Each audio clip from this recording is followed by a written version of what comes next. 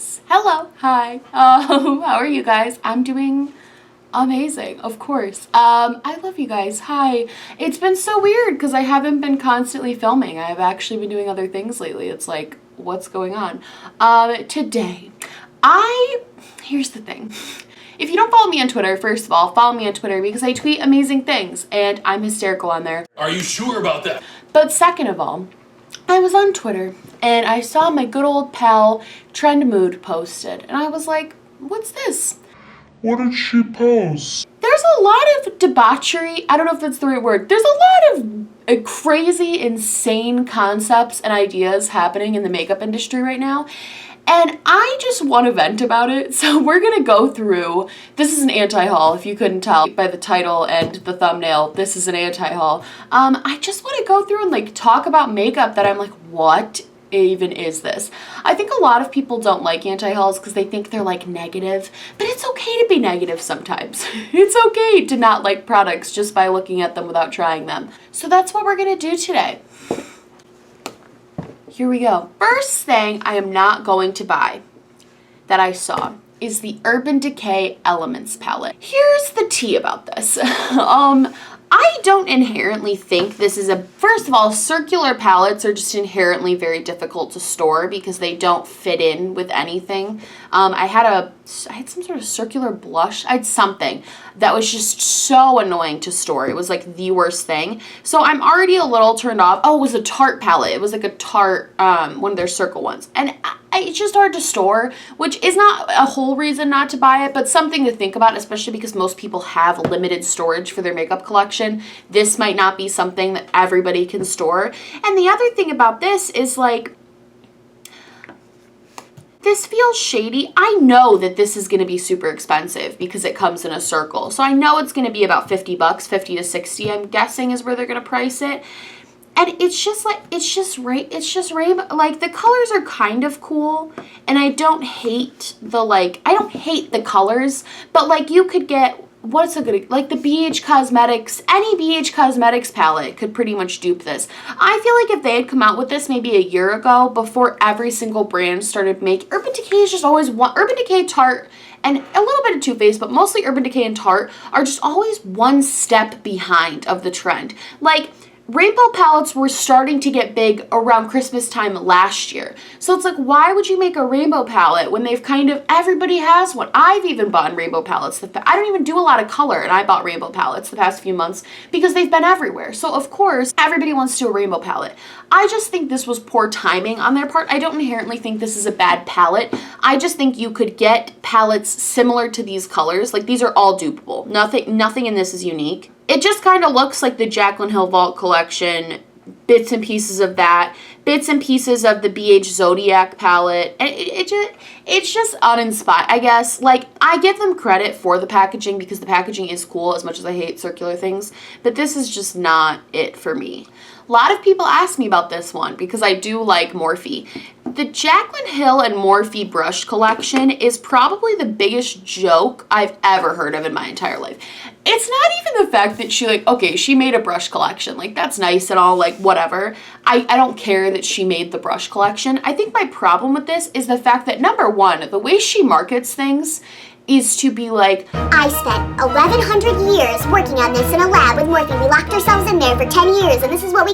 And it's like, girl, you literally said in your video that the brush, it was the same exact brush that Morphe already had and you just changed the handle. I'm sure maybe you went through a couple different handles, but if this took you 3 years, why did you come out with a different brush collection literally less than 3 years ago? Like, stuff doesn't add up with her. I don't know why she feels like that's what's the selling. I personally think if it takes you 3 years to make a brush collection, you're doing something wrong. Like, that's not a selling point for me. And also, the brushes look nice and everything, but like I just decluttered so many brushes because the only brush I'm kind of interested in is the one at the top of the crown, that really big domed poofy brush, because I do not have a brush like that and I've been looking for an affordable one. So depending on what prices they sell these individually, I maybe would pick, but even that, here's the thing about Morphe. This is the thing. People have asked me about, because I have some brushes from Morphe. The brushes I have from Morphe that came in the collection, that came in like a kit, they came in a set, sucked. They were so bad. They shed. They were terrible. I hated them. But then the brushes that came like separately that I bought, like I bought my, I bought the Y6 brush. And it's like the best foundation brush ever. And I have a couple of blending brushes from them that I bought separately. And they're like the best brushes ever. Like they're so good. I think their sets, even though people were complaining about the price, I don't think the price is that insane. If you look at Morphe's other brushes, it's pretty on par with what they sell their brush sets for. It's usually around $100. I don't think the price was insane. I think just the marketing of it to be like, we slaved on this. It's like, it's brushes. Like, okay, they're cute, but like they're brushes. So I think for that, yeah, I'm out on that. I probably won't buy that dome brush. I'll probably buy it from like a different brand unless the price is like really good. But other than that, it's just uninspired, uninteresting. I get that she put it on a crown, so like that's cute, but yeah, this is a little bit of a joke. Here's the thing I really want to rant about right now. The last time I checked, it's still August. It is still summer. Right now, where I live, it is 89 degrees outside. It is still warm in August and summer.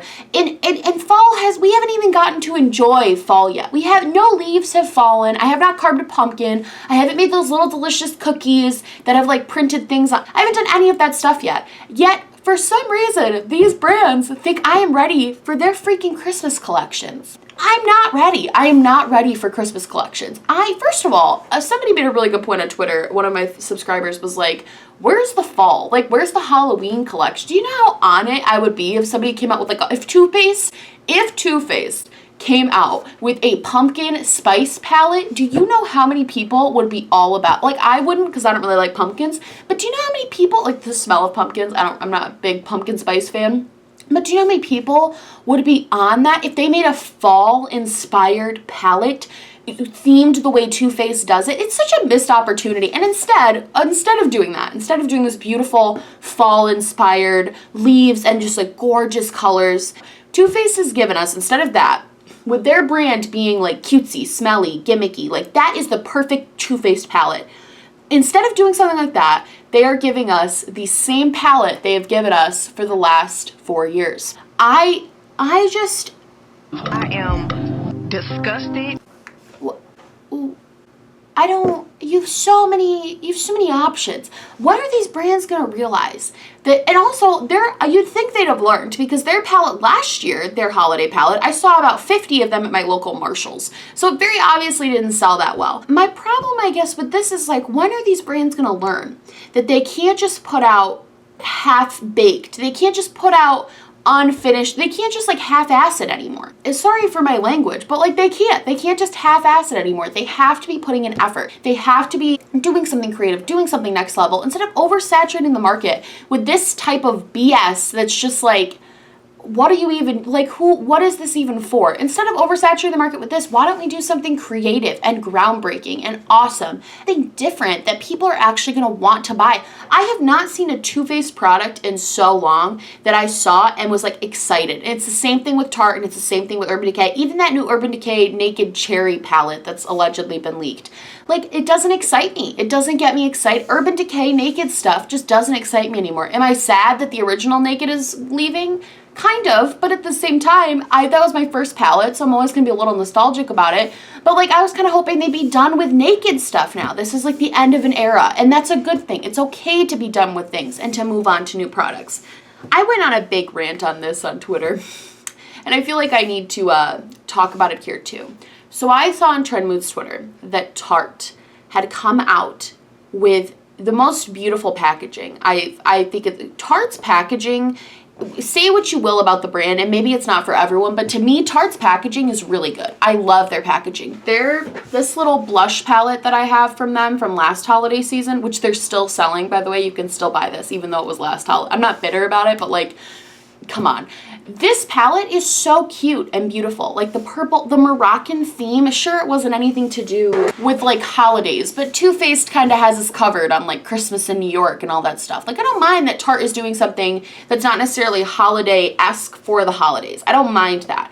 What I mind is that they do the same, and it's beautiful. It's a pineapple. It's like a mirrored pineapple palette. Like, that's cool. I don't care what, sure, it's going to be annoying to store. Sure, you're just going to really display it. It's meant for display. But, like, that's cool. That's a cool concept.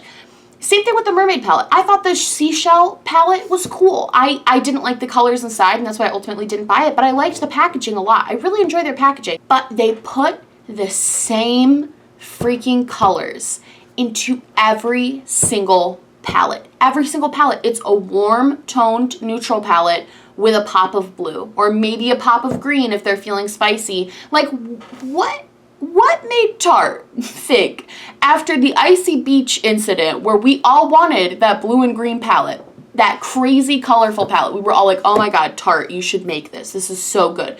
What made Tarte think, oh, instead of doing that though, we could give you warm neutrals? I don't want your warm neutrals. I don't want your warm neutrals. I don't want your pop of blue. I want your fancy packaging, but I want it to be a palette that I'm at least, like, these storybook palettes. Like, granted, you buy these mostly for the packaging. Like, this is a packaging product. But I really enjoy the product inside too. They made the inside interesting as well. You can't, makeup is supposed to be makeup is not the packaging. Well, it's cool to have things that have pretty packaging and that's nice and everything. You still need a palette that, like, it's pointless to buy it just because it looks like a pineapple, because you're never gonna use it and it's gonna sit on your desk and it's just gonna be a constant reminder that you spent probably $60 on a pineapple. You could go to Marshall's and get a mirrored pineapple that's not an eyeshadow palette that looks exactly like that. You could go there and get like a $12 one. My friend has one. I take issue with the pineapple palette. There's not even, and this is the other thing too, it's all about missed opportunities with me. This pineapple palette could have had like maybe a couple greens for like the leaves and bright yellows and oranges and maybe some browns for like coconuts or whatever. Like, tropically gorgeous feels, and like no blues, because everybody has a blue in their palette now, but like maybe some cool greens and yellows and just like cool things. And they just played it so safe. And it's like, why would you go so crazy with packaging, go so out there with packaging, do something so unique and different with packaging, and then just completely not do anything with colors? What's the point? What's the point of that? Supreme, which, if you don't know, is a very overpriced clothing brand. They're very overpriced. They are coming out with a red lipstick that has the Supreme logo on it. Now, did the girl in me, who absolutely loves bougie things, kind of take a moment to think, oh my god, should I get that?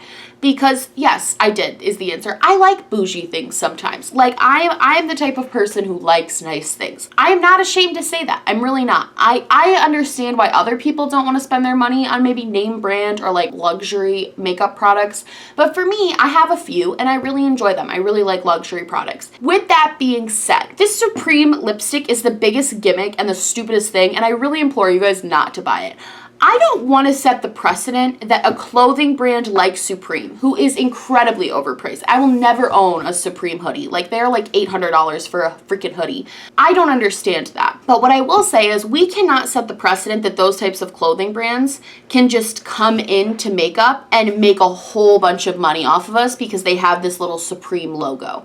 Like, because realistically, it's a red lipstick. They're only selling a red lipstick. And we all have red lipsticks. The majority of us have a good red lipstick. And if you don't, I can recommend you, like, let's do it right now. I'm even going to throw in a brand I don't typically support, but this is a fantastic red. Designer Blood, Jeffree Star Cosmetics, fantastic. Saigon from ColourPop Cosmetics, amazing. K is kind of a more cool toned red, but gorgeous. Avenue from ColourPop is a beautiful red, and I think it's kind of a dupe for Mary Jo K from Kylie Cosmetics, but I grabbed that one as well. We have the reds. I have the reds. Those are some really good affordable reds that are guaranteed going to be cheaper than the Supreme lipstick. I just don't want to set that precedent that just because you slap a name on it, like, you can sell it. I know that's business and that's like the core essence of high-end stuff, but like, this just seems too far. Is it cute and super like aesthetically pleasing? Yes. Is it a red that you already have and no different from all the other reds in your collection and probably going to be like $45?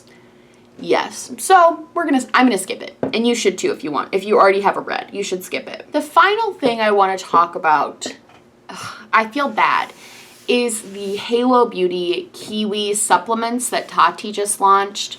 I actually debated. I asked on Twitter and a bunch of you guys were like, do it. I'm not going to do it because I debated taking them for 3 months and filming the process, like filming, doing weekly updates to see if it actually worked. And then I realized that would be about $100 to spend for 3 months of her supplements. Fix a problem that I don't have, which is I don't have too many issues with my skin. Like, yes, I'll break out occasionally along my jaw, but that's literally the extent of my skin issues. And I have a little bit of texture in my T-zone, but like my skin for the most part is pretty good. It's really not struggling. It's doing fine. So I didn't really want to do that. And also I got some messages saying that like legally, if I recommend it, like endorsing something like that could be kind of dangerous. And I also think with stuff like that, everything is so, because you're physically ingesting it, that's such kind of like an individualized process that I think everyone who does take this shouldn't really recommend it to others, because like everybody's different. It's going to work differently for everybody just because of how our bodies work.